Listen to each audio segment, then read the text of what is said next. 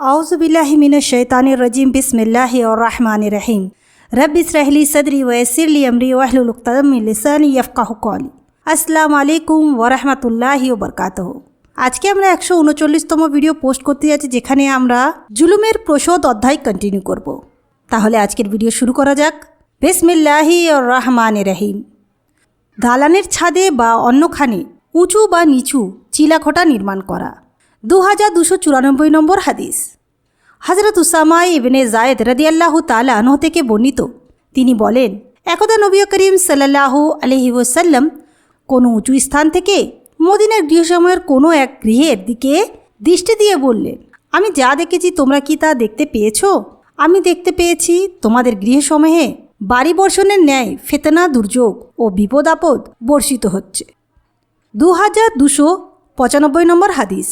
হযরত আব্দুল্লাহ ইবনে আব্বাস রাদিয়াল্লাহু তাআলা আনহু থেকে বর্ণিত, তিনি বলেন, আমি নবী করিম সাল্লাল্লাহু আলাইহি সাল্লামের পত্নীদের মধ্যে সেই পত্নীদ্বয় সম্পর্কে উমর রাদিয়াল্লাহু তাআলা আনহের নিকট জিজ্ঞেস করতে সর্বদাই উৎসুক ছিলাম, যাদের সম্বন্ধে আল্লাহ বলেছেন, যদি তোমরা উভয়ে তওবা করো তবেই তা হবে তোমাদের জন্য কল্যাণকর, কেননা তোমাদের অন্তর বক্র হয়ে গেছে।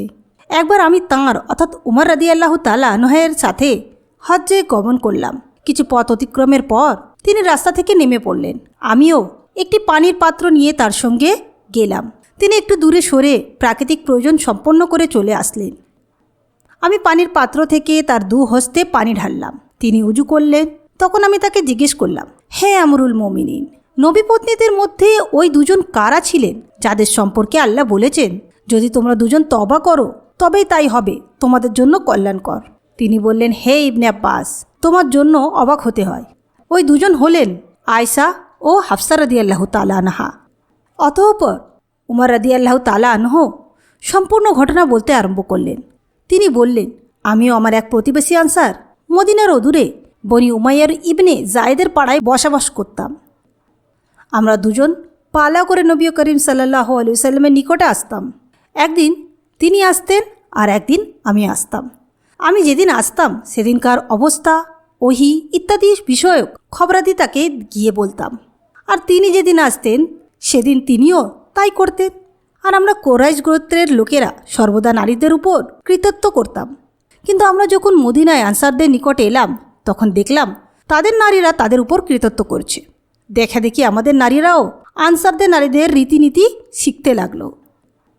একদিন আমি আমার স্ত্রীকে শক্তভাবে একটি কথা বললে সে সাথে সাথে প্রত্যুত্তর করতে থাকলো।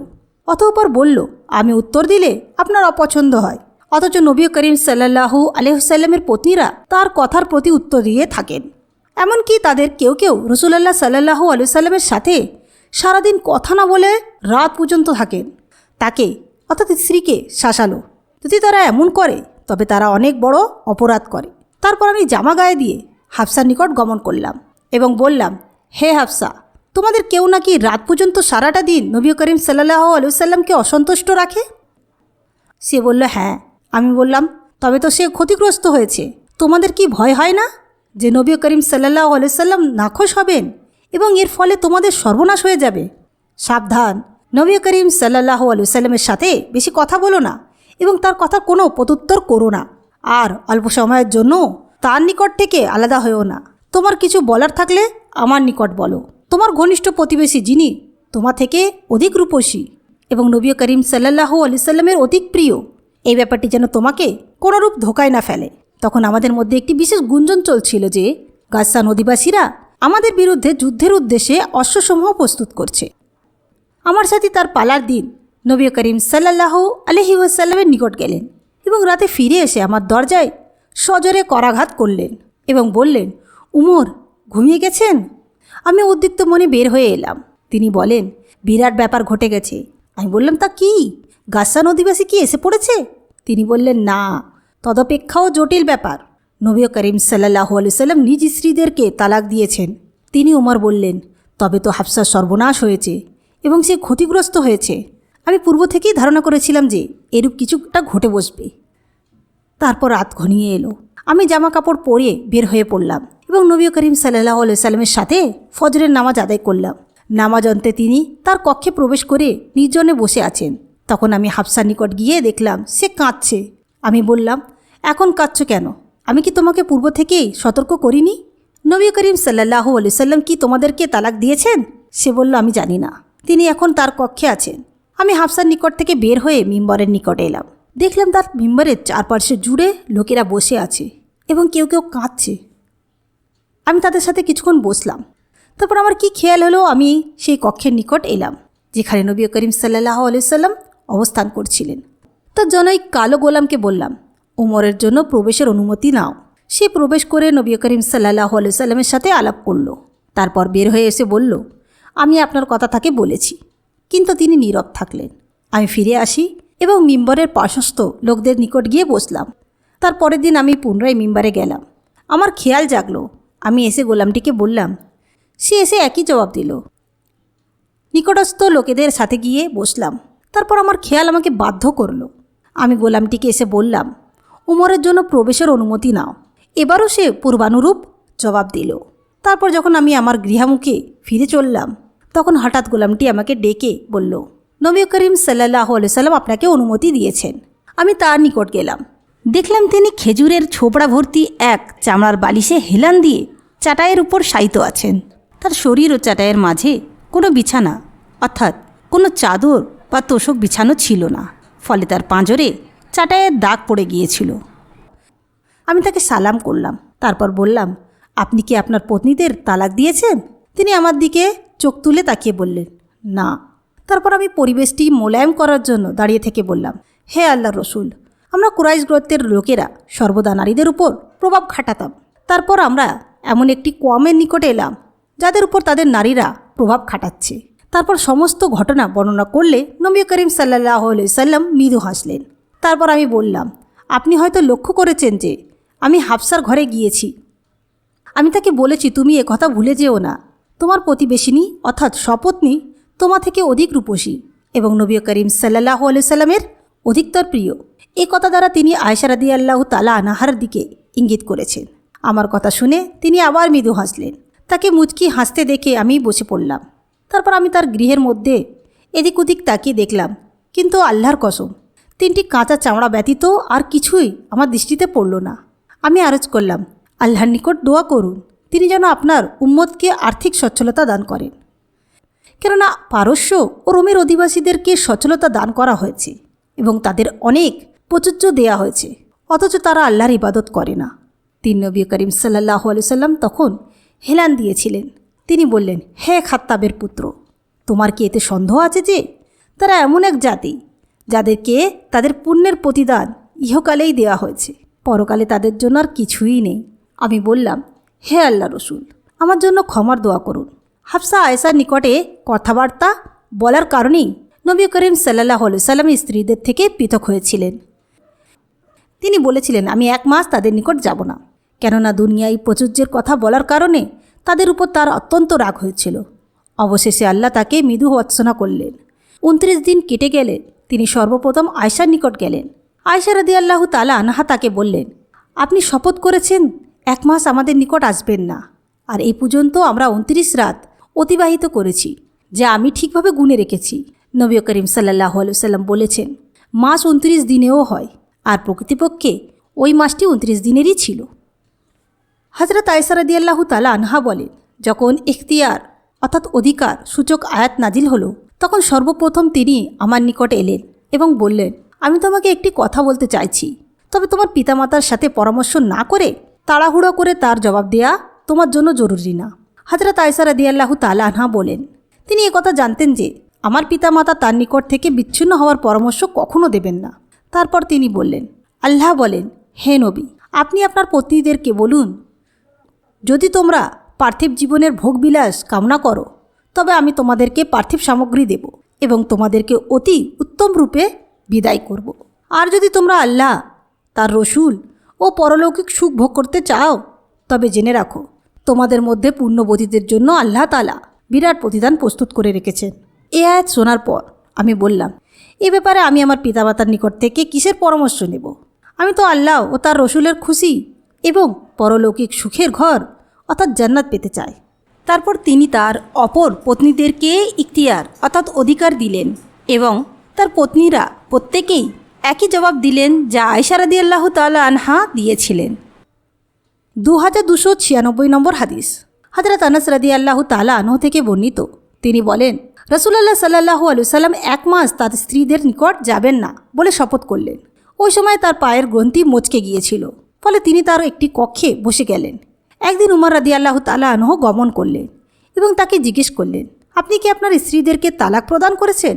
তিনি বললেন, না, তবে আমি 1 মাস তাদের নিকট যাব না বলে কসম করেছি। তারপর তিনি 29 দিন পর্যন্ত অপেক্ষা করার পর ওই কক্ষ থেকে অবতরণ করলেন এবং নিজ স্ত্রীদের নিকট গেলেন।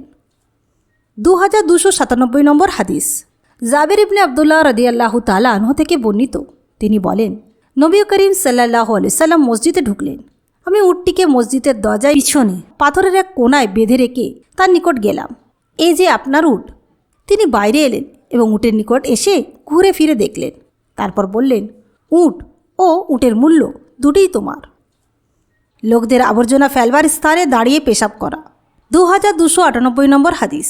হুযায়ফা রাদিয়াল্লাহু তাআলা আনহা থেকে বর্ণিত, তিনি বলেন, আমি নবী করিম সাল্লাল্লাহু আলাইহি সাল্লামকে দেখেছি, অথবা তিনি বলেছেন, নবী করিম সাল্লাল্লাহু আলাইহি সাল্লাম একদা লোকদের আবর্জনা ফেলবার স্থানে গেলেন এবং সেখানে দাঁড়িয়ে পেশাব করলেন। রাস্তা থেকে ক্ষতির বস্তু সরিয়ে ফেলার পুরস্কার। 2299 নম্বর হাদিস। হযরত আবু হুরায়রা রাদিয়াল্লাহু তাআলা আনহু থেকে বর্ণিত, নবী করিম সাল্লাল্লাহু আলাইহি ওয়াসাল্লাম বলেছেন, একদা এক ব্যক্তি পথ চলছিল। এক স্থানে গিয়ে সে দেখতে পেল কাঁটাযুক্ত একটি ডাল রাস্তায় পতিত অবস্থায় আছে। সে ডালটি রাস্তায় থেকে সরিয়ে ফেলল। আল্লাহ তার কাজের মর্যাদা দিলেন এবং তাকে ক্ষমা করলেন। রাস্তার জন্য 7 হাত জায়গা ছেড়ে দেওয়া বিধান জারি। 2300 নম্বর হাদিস। হযরত আবু হুরায়রা রাদিয়াল্লাহু তাআলা আনহু থেকে বর্ণিত, তিনি বলেন, লোকেরা একমালি জমিতে রাস্তার ব্যাপারে পরস্পর বিবাদ করলে নবী করিম সাল্লাল্লাহু আলাইহি সাল্লাম রাস্তার জন্য 7 হাত জায়গা ছেড়ে দেওয়ার বিধান জারি করলেন। 2301 নম্বর হাদিস। হযরত আব্দুল্লাহ ইবনে ইয়াজিদ আনসারী রাদিয়াল্লাহু তাআলা আনহু থেকে বর্ণিত, তিনি বলেন, নবী করিম সাল্লাল্লাহু আলাইহি সাল্লাম লুটতরাজ করতে এবং জীবজন্তু বিকলাঙ্গ করতে নিষেধ করেছেন। 2302 নম্বর হাদিস। হযরত আবু হুরায়রা রাদিয়াল্লাহু তাআলা আনহু হতে বর্ণিত, তিনি বলেন, রাসূলুল্লাহ সাল্লাল্লাহু আলাইহি সাল্লাম বলেছেন, কোনো পূর্ণাঙ্গ মুমিন জেনাকারী হতে পারে না। কোনো মদখোর পূর্ণাঙ্গ অর্থাৎ মুমিন থেকে শরাব পান করতে পারে না। কোনো চোর পূর্ণাঙ্গ মুমিন থেকে চুরি করতে পারে না। কোনো লুণ্ঠনকারী ডাকাত পূর্ণাঙ্গ মুমিন থেকে লুণ্ঠন করতে পারে না। যখন লোকজন তার প্রতি তাকিয়ে তার লুটের দৃশ্য প্রত্যক্ষ করছে, সাইদ ইবনে মুসাইব ও আবু সালমা আবু হুরায়রা রাদিয়াল্লাহু তাআলা আনহু হতে সূত্র পরম্পরায় এই সনদেও রাসূলুল্লাহ সাল্লাল্লাহু আলাইহি সাল্লাম হতে অনুরূপ হাদিস বর্ণনা করেছেন। হযরত আবু আবদুল্লাহ মুহাম্মদ ইবনে ইউসুফ আল ফিরাবরি বলেন, আবু জাফরের এক চিঠিতে আমি দেখেছি হযরত আবু আবদুল্লাহ ইমাম বুখারী বলেছেন যে হযরত ইবনে আব্বাস রাদিয়াল্লাহু তাআলা আনহু এই হাদিস ব্যাখ্যা প্রসঙ্গে বলেন, যে মুমিন এই ধরনের গর্হিত কাজ করে তার ইমানের নূর ছিনিয়ে নেওয়া হয়। 2303 নম্বর হাদিস। হযরত আবু হুরায়রা রাদিয়াল্লাহু তাআলা আনহু থেকে বর্ণিত, নবী করিম সাল্লাল্লাহু আলাইহি সাল্লাম বলেছেন, ইবনে মারিয়াম অর্থাৎ ঈসা আলাইহিস সালাম তোমাদের মাঝে ন্যায় বিচারক হয়ে যে পর্যন্ত না আসবেন সেই পর্যন্ত কিয়ামত হবে না। তিনি কুরুশ চূর্ণ করবেন, শূকর হত্যা করবেন এবং জিজিয়া কর তুলে দেবেন। তখন ধন সম্পদের প্রাচুর্যের কারণে কেউ তা গ্রহণ করবে না। 2304 নম্বর হাদিস। হযরত সালমা ইবনে আকওয়া রাদিয়াল্লাহু তাআলা আনহু থেকে বর্ণিত, নবী করিম সাল্লাল্লাহু আলাইহি সাল্লাম খায়বার যুদ্ধের দিন এক স্থানে আগুন জ্বলতে দেখে জিজ্ঞেস করলেন, এই আগুন কি জন্য জ্বালানো হয়েছে? লোকেরা বলল, গৃহপালিত গাধার উপর অর্থাৎ গাধার মাংস পাক করা হয়েছে। তিনি বললেন, হাঁড়িটি ভেঙে ফেলো এবং মাংস ফেলে দাও। লোকেরা বলল, আমরা মাংস ফেলে দিয়ে হাঁড়িটি ধুয়ে নিলে হয় না? তিনি বললেন, ধুয়ে নাও। নবী করিম সাল্লাল্লাহু আলাইহি সাল্লাম স্বহস্তে লাঠি দিয়ে মূর্তিতে আঘাত করলেন। 2305 নম্বর হাদিস। আব্দুল্লাহ ইবনে মাসউদ রাদিয়াল্লাহু তাআলা আনহু থেকে বর্ণিত, তিনি বলেন, নবী করিম সাল্লাল্লাহু আলাইহি সাল্লাম যখন মক্কায় প্রবেশ করলেন তখন খানায় কাবার চারপাশে 360টি মূর্তি স্থাপিত ছিল। তিনি স্বহস্তে লাঠি দিয়ে ওই মূর্তিগুলোকে আঘাত করতে থাকলেন এবং বলতে লাগলেন, সত্য সমাগত, মিথ্যা বিদূরিত, অসত্যের ধ্বংস অনিবার্য। প্রাণীর ছবি সম্মিলিত পর্দা সম্পর্কিত।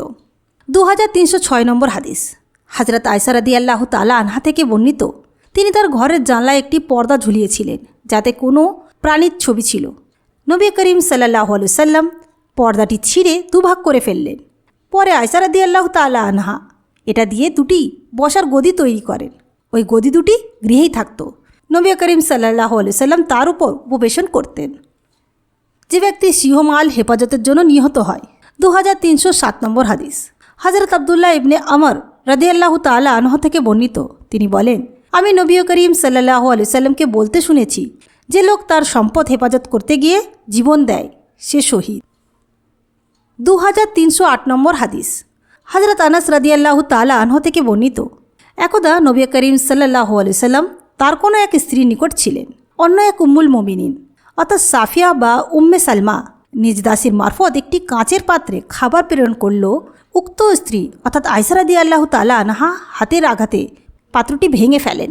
তখন নবী করিম সাল্লাল্লাহু আলাইহি সাল্লাম এটা জোড়া লাগিয়ে এটাতে খাবার রাখলেন এবং সাহাবায়ে কোরামদের বললেন, তোমরা খাও। যে পর্যন্ত না তারা খাবার শেষ করলেন ততক্ষণ পর্যন্ত তিনি পাত্রটি ও প্রেরিত মহিলাটিকে আটক করে রাখলেন। তারপর তিনি ভাঙা পাত্রটি রেখে তৎপরিবর্তে একটি ভালো পাত্র ফেরত দিলেন। 2309 নম্বর হাদিস। হযরত আবু হুরায়রা রাদিয়াল্লাহু তাআলা আনহু থেকে বর্ণিত, তিনি বলেন, রাসূলুল্লাহ সাল্লাল্লাহু আলাইহি সাল্লাম বলেছেন, বনী ইসরাইলের মধ্যে জুরাইজ নামক এক লোক ছিলেন। একদিন তিনি নামাজ পড়ছিলেন। এমন সময় তার মা তাকে ডাকলেন, কিন্তু তিনি তার ডাকে সাড়া দিলেন না। তিনি মনে মনে বললেন, নামাজ পড়ব নাকি তার জবাব দেব। তারপর পুত্রের সাড়া না পেয়ে মা তার নিকট এলেন এবং বললেন, হে মাবুদ, কোনো দেহপ্রসারণের মুখ না দেখানো পর্যন্ত তার মৃত্যু দিও না। জুরাইজ তার ইবাদত গৃহে ছিলেন। একটি স্ত্রীলোক মনে মনে বলল, আমি জুরাইজকে ফাঁদে ফেলব। তখন সে তার নিকট গেল এবং তার সঙ্গে আলাপ করল, প্রেম নিবেদন করল, কিন্তু তিনি অস্বীকার করলেন। তারপর সে অর্থাৎ স্ত্রীলোকটি এক রাখালের নিকট গিয়ে স্বেচ্ছায় নিজেকে তার হস্তে সমর্পণ করল। কিছুদিন পর সে একটি পুত্র সন্তান প্রসব করল। সে প্রচার করতে লাগলো যে এটি জুরাইজের ছেলে। এ কথা শুনে লোকেরা তার নিকট হাজির হলো এবং তার ইবাদতখানা ভেঙে তাকে বের করে আনলো এবং গালিগালাজ করল। তিনি উজু করলেন এবং নামাজ পড়লেন। তারপর শিশু সন্তানটির নিকট গিয়ে বললেন, হে ছেলে, তোমার পিতাকে? সে বলল, রাখাল। তখন লোকেরা বলল, আমরা তোমার ইবাদতখানা স্বর্ণ দিয়ে তৈরি করে দেব। জুরাইজ বলল, না, মাটি দিয়েই বানিয়ে দাও। তো আজকে আমরা 139তম ভিডিও পোস্ট করলাম, যেখানে আমরা জুলুমের প্রসদ অধ্যায়টিকে কন্টিনিউ করছিলাম। ইনশাআল্লাহ নেক্সট ভিডিওতে আমরা অংশীদারিত্ব অধ্যায়টিকে শুরু করব। ইনশাআল্লাহ নেক্সট ভিডিওতে আপনাদের সঙ্গে আবার দেখা হবে। আসসালামু আলাইকুম ওয়া রাহমাতুল্লাহি ওয়া বারাকাতুহু।